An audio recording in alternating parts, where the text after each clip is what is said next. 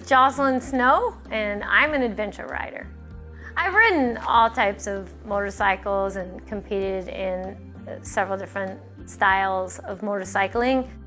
So I started off dirt bike riding when I was a kid. I decided to buy a kid's bike at school. So every week I gave him $10 a week from my paper route money, and we didn't tell anyone. And I'm not sure how long it took, but it felt like a year. And then that weekend, his parents drove to the end of my driveway and propped the bike up on a milk crate and left. It was freedom to me. I was 12. And then I went from there I started racing flat track, motocross. I worked into hare scrambles and enduros. Then I got some sport bikes and I was doing drag racing. And it got to the point where I was always looking for something harder and a bigger challenge, more difficult. At that point I realized, there's a lot of this adventure motorcycle thing going on, and I'm 5'1.5" and a little short for the big bikes. And I thought, well, I gotta find a way to do this. And this video came up of this 11, 12-year-old boy with one arm that was golfing at pro level. Like, I don't really have an excuse, I'm just short. The next morning I woke up with lots of ambition and decided I was gonna go buy an adventure bike. My feet were dangling from both sides, about 8 inches from the ground, and I had to go to 2 stores, 2 different dealerships before I could convince the dealership. At that time, I hadn't even ridden one. I'd only sat on one on a showroom floor. So I decided to take the bike to Alaska. That was my dream. And went 12,000 miles and had just the most amazing time. And I was telling one of my friends about it, and he's like, oh, you should check out this thing called the GS Trophy. It's kind of like the Olympics of motorcycles. And I said, well, I'm pretty new to this adventure thing, but I'm gonna do it. I built a course with obstacles on it, and I trained all weekend long. And every single night after work, every day until the qualifier. And I managed to win the women's qualifier. And BMW sent us to South Africa to compete for the women's international team.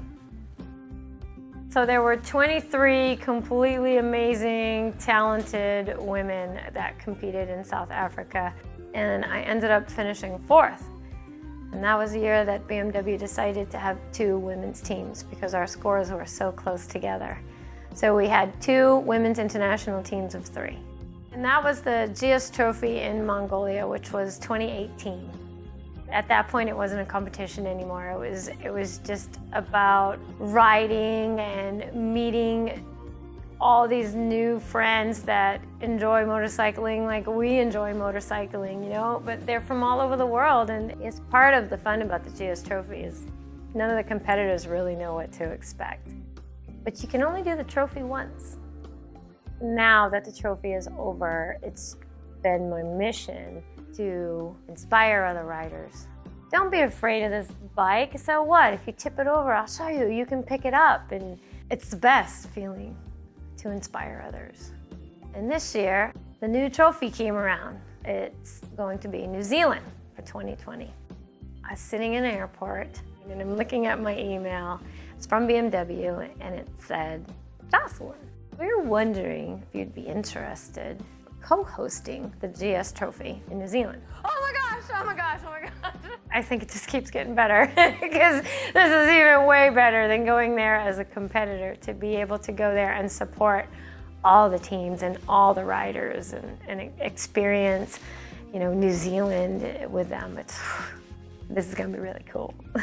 I'm so fortunate. People describe the GS Trophy as a once-in-a-lifetime experience that changes your life. It is just that. I've been riding for well over 37 years, and you won't find a helmet around here that doesn't have a Sena connected on it. I really like to listen to music, so I have a Sena 30K. People always ask me, what are you listening to in there? Rock and roll or blues? Nope, it's really soft French music. When I ride with my friends, we all have 30K or a 20S. So whatever it is, the communication is great. I've been riding with another rider that got hurt, so I needed my hands free, and I was able to use my Sena to make an emergency call and still stay on the phone with them while I was tending to my friend. Now there's no way, you'll never catch me riding motorcycle with my friends or alone without a Sena, period. Adventuring, exploring the world on a motorcycle. Why? What they call the joy of motorcycling. And really, I think you just need to try it to feel it.